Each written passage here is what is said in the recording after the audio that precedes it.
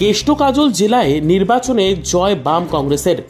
দীর্ঘ 12 বছর পর কয়থা সমবায় সমিতির নির্বাচন বাম কংগ্রেস জোট জয়লাভ করল। উল্লেখ্য, এই গুরুত্বপূর্ণ নির্বাচন বহুদিন ধরে আটকে ছিল।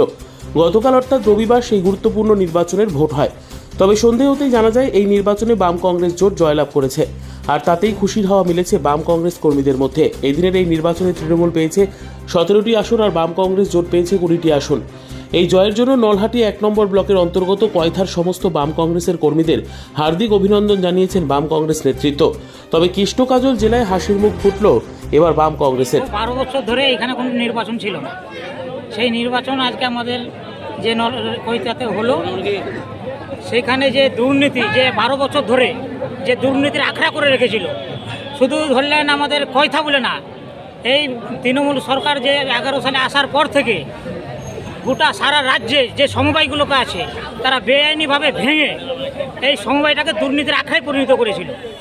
প্রকাশিত হলো এবং ঘোষণা হলো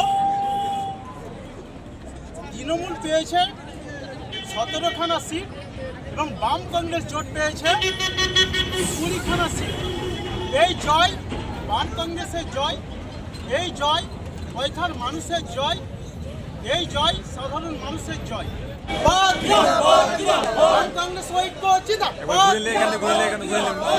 দৈনিক ডিজিটাল নিউজের সকল দর্শকদের জানাই স্বাগতম।